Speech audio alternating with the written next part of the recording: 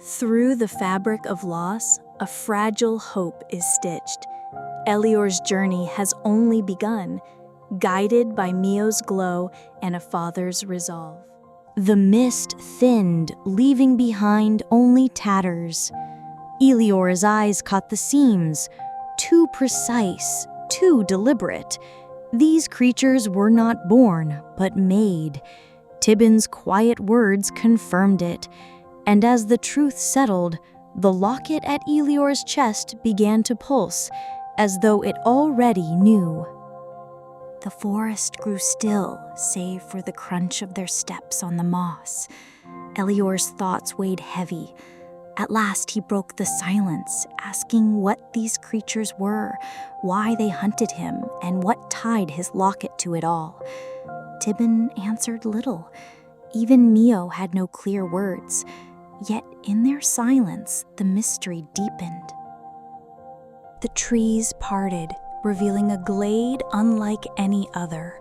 Strands of glowing thread stretched like bridges above an endless sea of mist. Each shimmered with constellations, weaving patterns that pulsed with quiet life. As Elior stepped onto the narrow strand, a whisper called his name. He swayed, glimpsing Elenia's face in the glow, and nearly lost his footing. Mio leapt forward, clutching his cloak, pulling him back from the fall.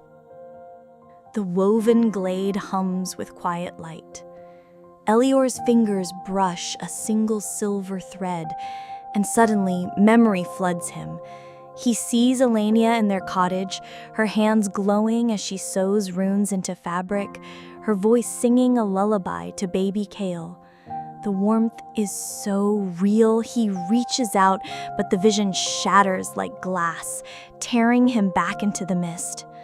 Elior stumbles, gasping for breath, clutching his chest as if to hold on to what remains. Tibbin warns sharply, "Do not touch the threads again."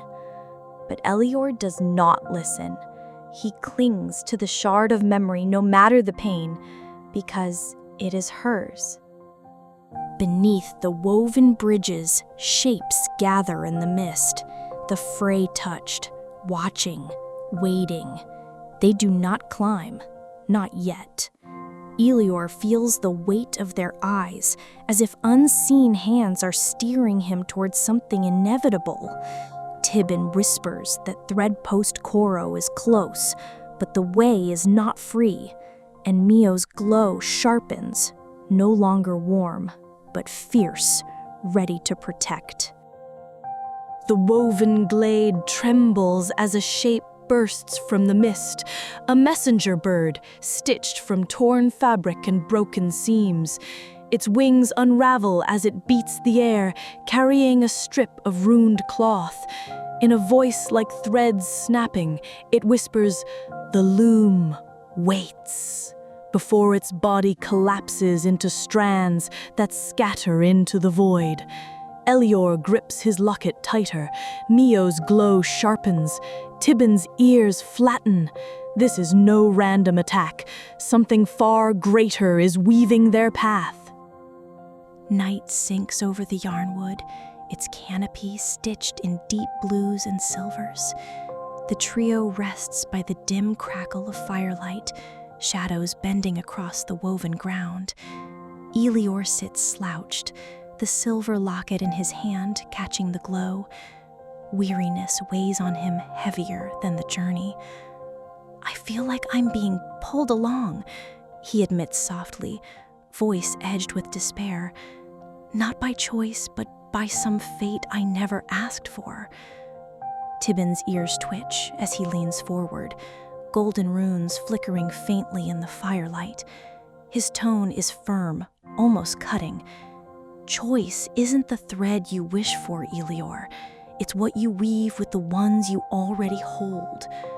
Beside them, Mio curls closer to Elior, stitched eyes glowing gently violet, silent but steadfast, a quiet reminder that he is not alone. The yarnwood slowly begins to thin, its heavy mist unraveling into strands of silver light. Ahead, faint lanterns sway in the distance, the first signs of Thread-Post Koro. Yet the whispers of memory cling to the trees, tugging at Elior's heart. He presses a hand to his locket, steady and determined. I will find you, Cal, no matter what awaits. Mio, the glow brightens at his side, a silent promise of loyalty. Tibbin shoulders his satchel, ears twitching with resolve.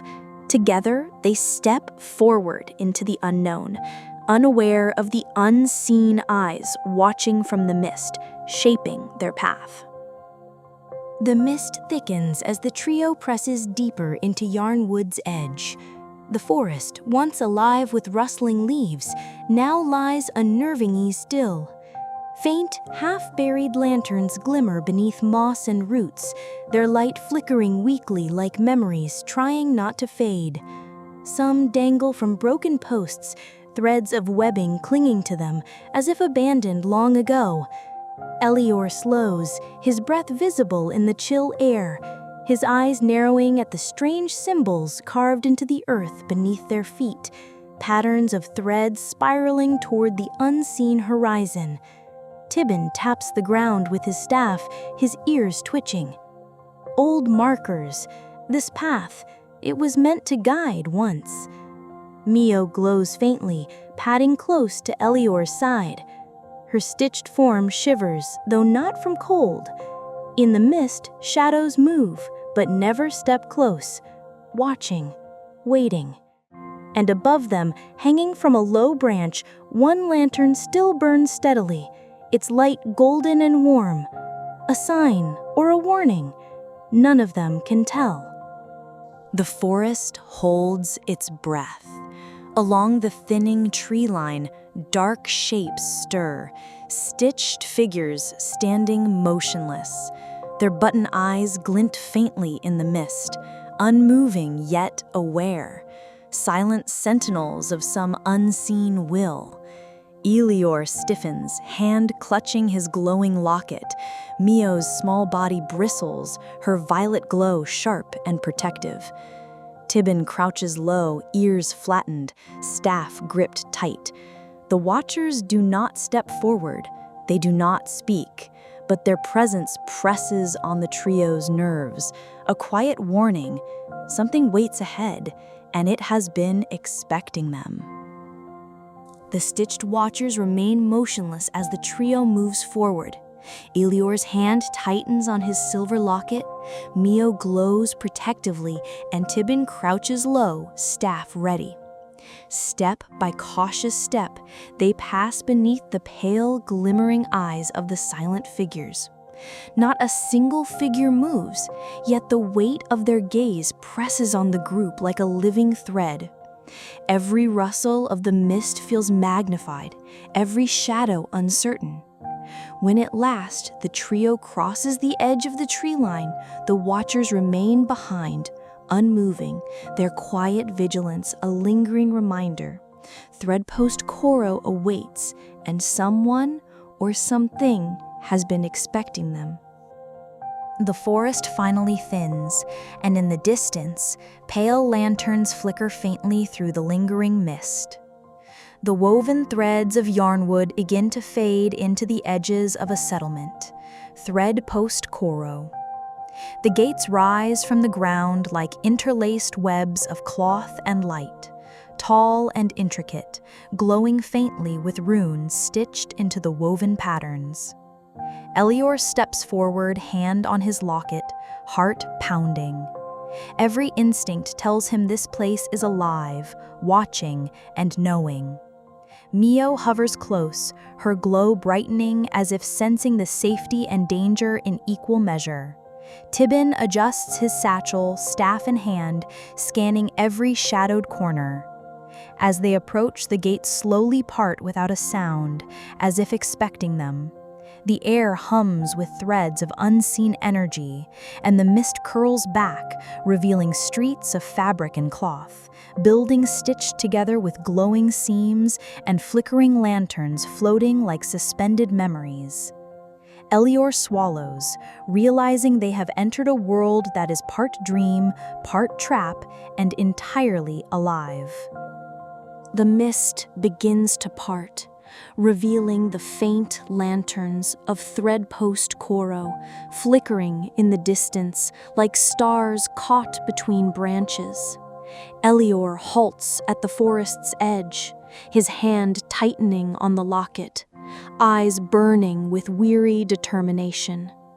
Tibbin lowers his satchel, ears perked, as though even silence carries weight here. Mio glows softly at Elior's side, the plush, stitched eyes unblinking, unwavering. Together they stand, shadows stretching before them, as though the yarn wood itself lingers on the brink of letting them go. At the edge of their long road, the whisper of destiny hangs heavy, and the words yet to come linger in the air, to be continued. And that's where we'll leave our heroes, for now. The threads have only just begun to unravel, and something tells me you won't want to miss what's coming next. If you had a good time wandering Yarnwood with us, go ahead and hit that like button, and ring that little notification bell so you don't miss the next stitch in our tale. And if you didn't like it, well, you know what to do. Either way, drop a comment below. Tell us what you loved, what made you yell at the screen, or how we can make the threads of this story even tighter. Until next time, keep your stitches strong.